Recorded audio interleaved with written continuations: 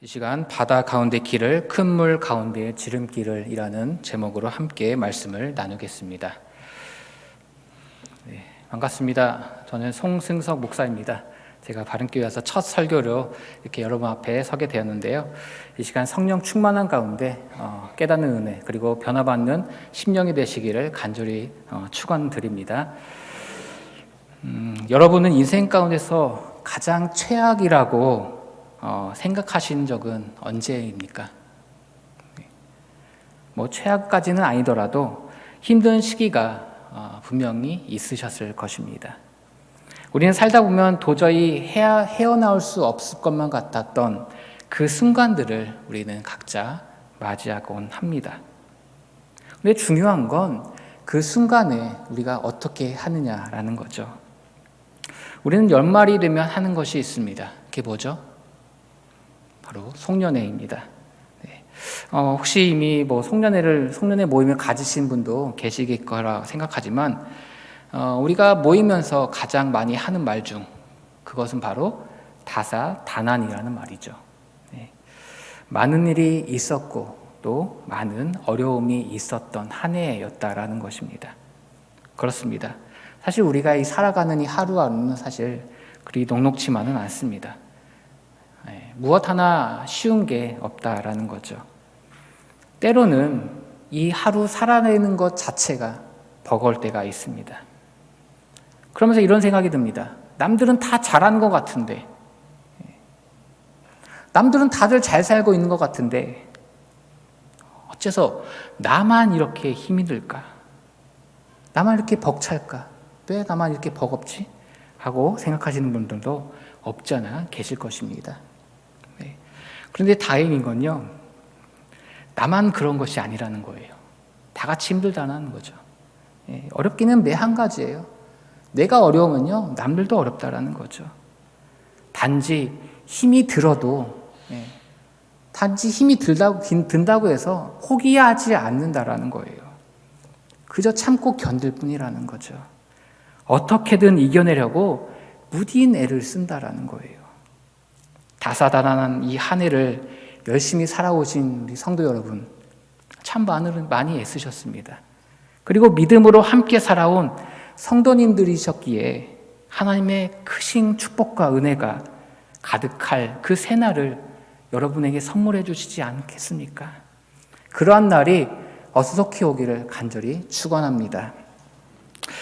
이스라엘 역사에서 가장 극심했던 그 시기, 쉽게 말하면 최악의 시기는 언제였을까?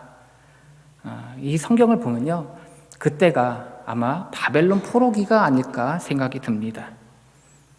하나님의 부르심과 그 약속의 말씀을 받은 이스라엘, 하나님의 축복 속에 살아갈 거라고 그렇게 굳게 믿었던 이스라엘이 하나님께 버림받아서 하나님의 심판을 받아 나라를 잃어버린 거예요.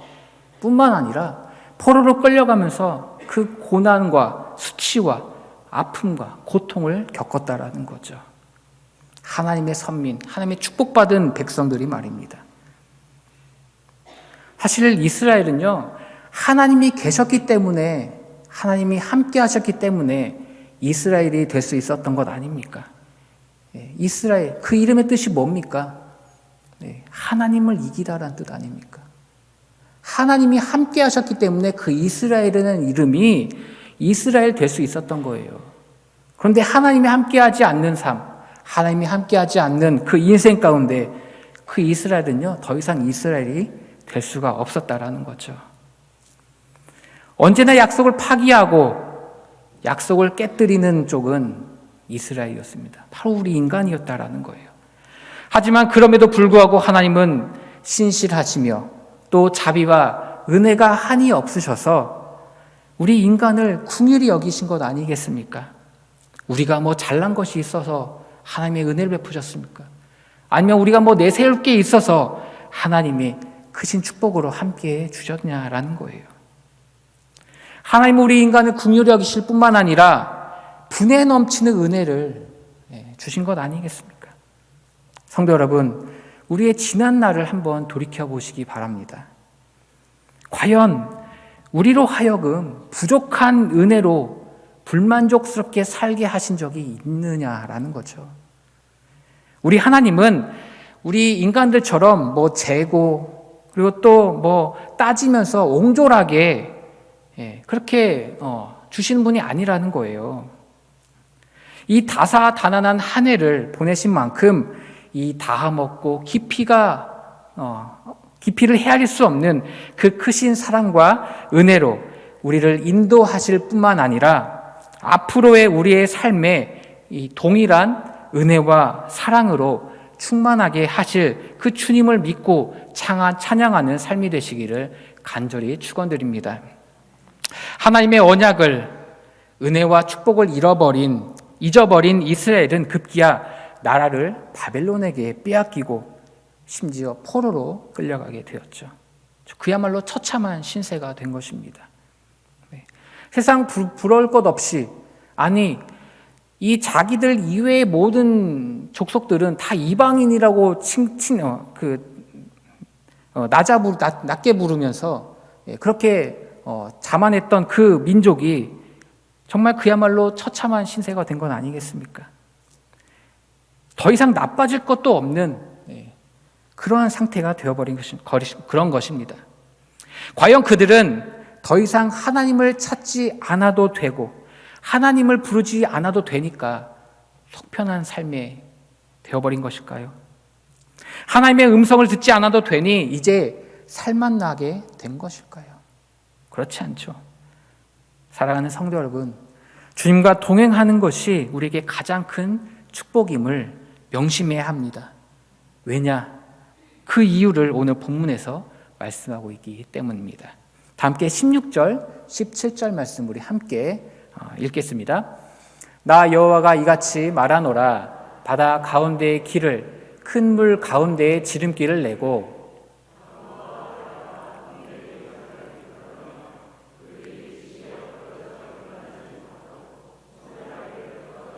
등불 같게 하였느니라. 아멘. 이 말씀이 비슷한 어조로 반복해서 전해지고 있습니다. 19절 말씀도 우리 함께 읽어보겠습니다. 보라, 내가 새 일을 행하리니 이제 나타낼 것이라. 너희가 그것을 알지 못하겠느냐? 반드시 내가 광야의 길을, 사막의 강을 내리니. 아멘. 오늘 본문이 전하고 있는 새 일이라는 것은 뭘까요? 새 일. 그 새 일은 길을 만드시겠다는 것입니다. 그것도 바다 가운데 길을 만드시겠다는 것이죠. 또한 큰 물 가운데 길을 만들겠다 말씀하십니다. 여러분 한번 생각해 보시기 바랍니다. 바다에다 어떻게 길을 만들 수 있을까요? 큰 물 가운데 어떻게 길을 만들 수 있겠냐라는 거예요. 그런데 바다 가운데, 큰 물 가운데 길을 만들어 가시겠다라는 거죠. 이게 무슨 뜻일까요? 아마 일반적인 사람이 이야기했다면은 어처구니 없다라고 말을 하거나 아니면 아마 정신 나간 소리라고 그렇게 이야기를 했을 것입니다. 비웃었겠죠. 그런데 이 말을 하신 이가 누굽니까? 이 말씀하신 이가 바로 우리 하나님 아니십니까? 실제로 그렇게 하시겠다라는 거예요. 또한 실제로 그렇게 행하시지 않았습니까? 우리의 삶을 통해서 말입니다. 이처럼 우리 주님은 늘 새 일을 행하시는 참 좋으신 하나님이신 줄 믿으시기 바랍니다. 그런데 참으로 안타까운 것은 우리가 조금만 힘이 들고 어려운 일이 생기면 어떻게 합니까?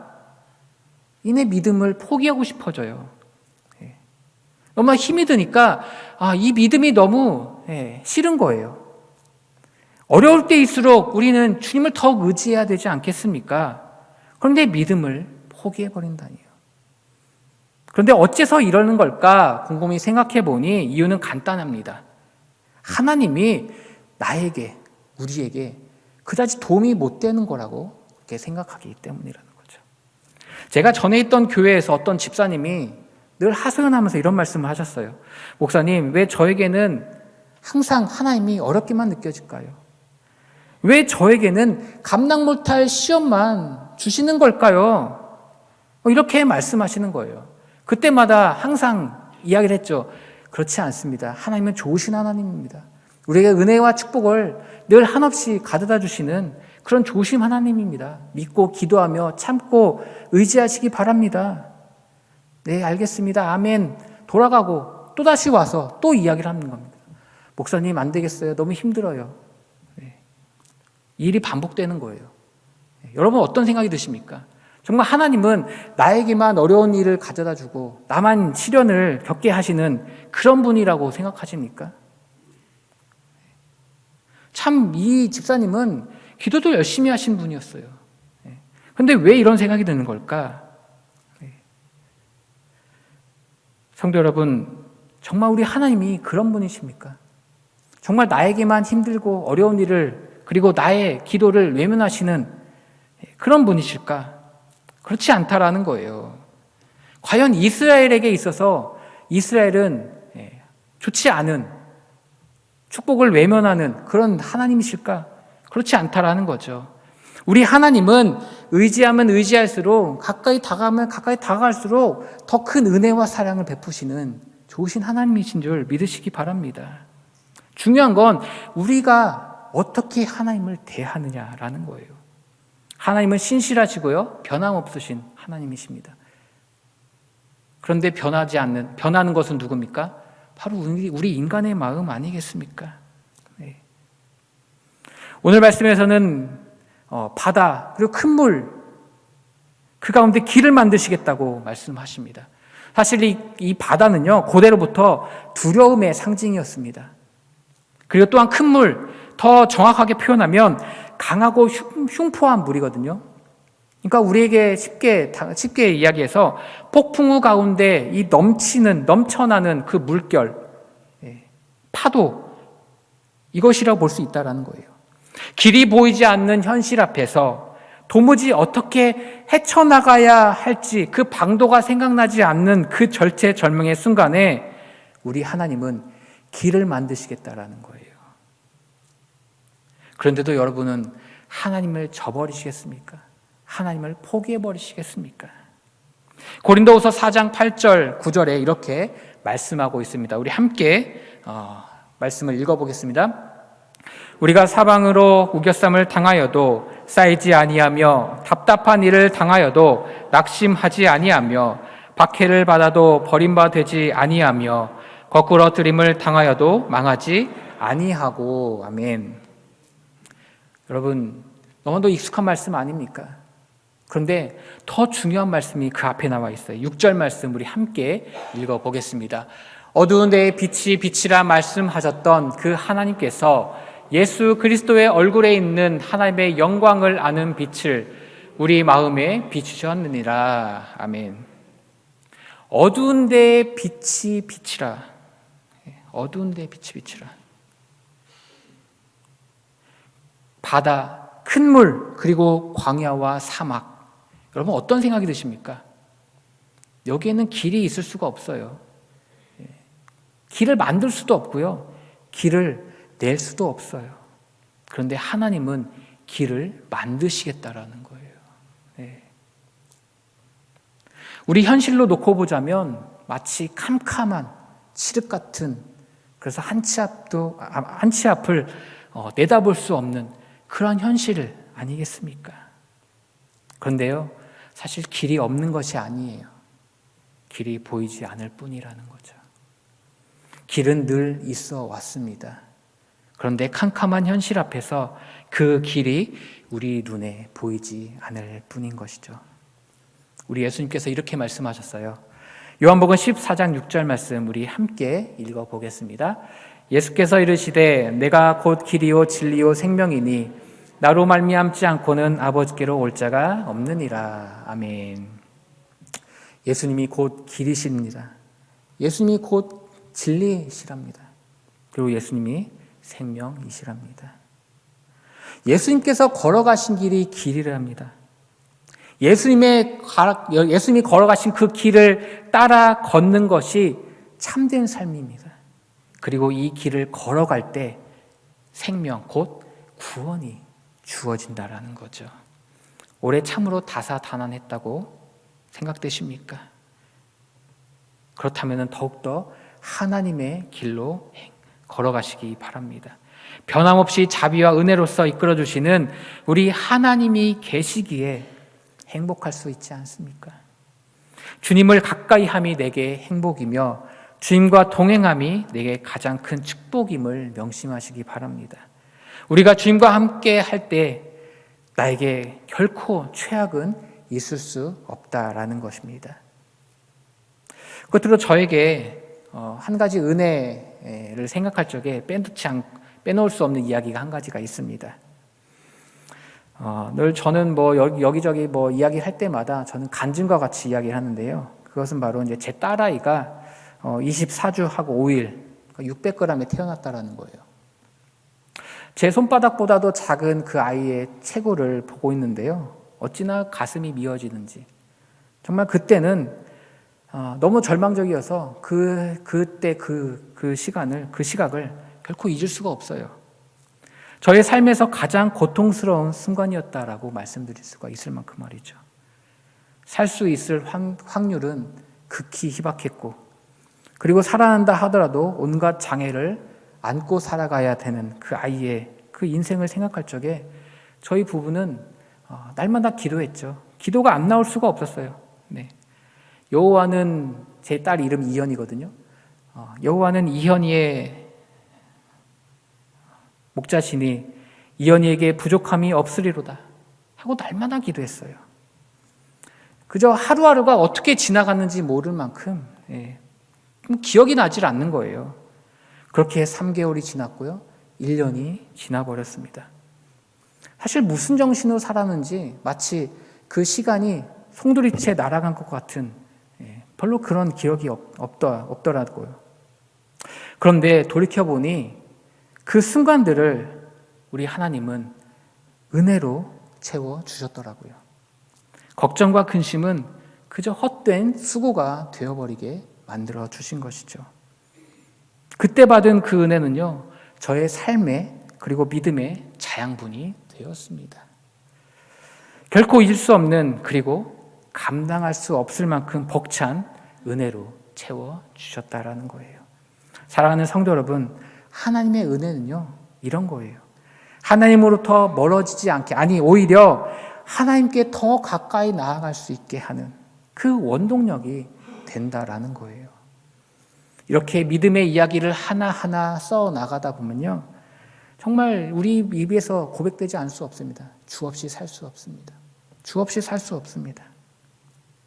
하나님은 없던 길을 만드시는 분입니다. 캄캄한 그 밤과 같은, 칠과 같은 우리의 삶 속에 길을 만들어 주시고요, 우리를 인도해 주시는 참 좋으신 하나님이시라는 거죠. 그리고 인도하실 뿐만 아니라 그 순간순간을 은혜로 채워주시고 또 축복과 사랑으로 함께 하시는 좋으신 하나님. 그러니 우리 삶이 밝게 빛날 수밖에 없는 삶 아니겠습니까? 하나님의 은혜로 빛나고요, 하나님의 축복으로 빛나고 하나님의 영광 가운데 빛나는 우리의 삶으로 인도해 주시지 않겠냐라는 거죠. 2024년도 하루하루 이제 며칠 남지 않았습니다. 나에게 허락하신 그 하나님의 은혜를 생각하면서 돌이켜 보시기 바랍니다. 그리고 또한 다가올 2025년도 어떻게 나에게 어떤 은혜로 나와 함께 하실지 기대하며 살아가는 복된 우리의 삶이 되기를 간절히 축원합니다.